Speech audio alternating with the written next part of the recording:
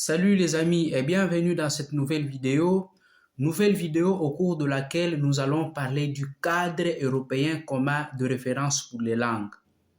Avant de commencer, je vous invite à vous abonner, à liker et à partager si le contenu va bien sûr vous plaire. En anglais, on dit Common European Framework of Reference for Languages. En italien, Quadro Europeo Comune di Riferimento per le Lingue. En espagnol, Marco Común Europeo de Referencia para las Lenguas, para las Idiomas. Et en norvégien, ils disent De felles europeiske frameverket for språk.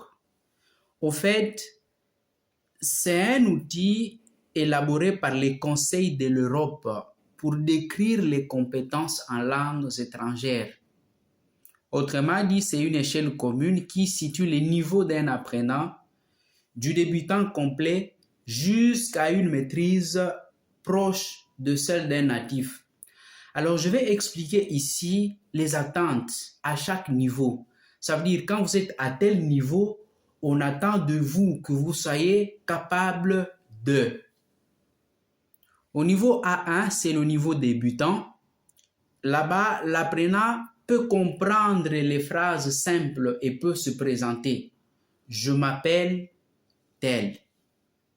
Je vais à l'école. Ce sont des phrases simples qu'on est à mesure de comprendre quand on est au niveau débutant dans une langue donnée. Le niveau A2, c'est le niveau élémentaire. Là, on peut parler des sujets quotidiens simples. Quand vous apprenez une langue et que vous êtes au niveau A2, c'est le niveau élémentaire, donc vous devez être à mesure de parler des sujets quotidiens simples. Je me réveille à 8 heures, je vais au travail, je rentre à midi, je dors tardivement la nuit. Ça, ce sont des phrases simples, des routines de chaque jour. Il y a le niveau B1, c'est le niveau intermédiaire. Là-bas, l'apprenant peut se débrouiller en voyage ou exprimer une opinion. Il y a le niveau B2, là c'est le niveau intermédiaire avancé.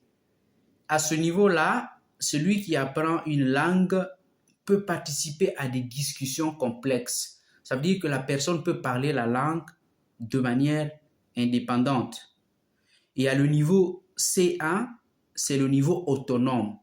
Et là, on peut utiliser la langue de façon souple et efficace. Le dernier niveau, c'est le niveau C2, ça s'appelle la maîtrise. Là, l'apprenant est au niveau proche d'un locuteur natif. Alors, il y a 6 niveaux dans l'apprentissage des langues étrangères. C'est très important de connaître cela parce que si vous êtes un hispanophone, par exemple, vous devez aller dans un pays lusophone, on vous dit pour obtenir la résidence permanente, il faut le niveau B1, par exemple, en langue portugaise. Vous êtes un francophone, vous allez dans un pays anglophone, il y a des jobs où pour les obtenir, il faut un certain niveau en langue. Alors, je viens d'expliquer tout au long de cette vidéo les 6 différents niveaux qui existent pour situer la compréhension d'une personne qui est en train d'apprendre une langue donnée. Merci d'avoir suivi cette vidéo jusqu'à la fin et au revoir, à plus.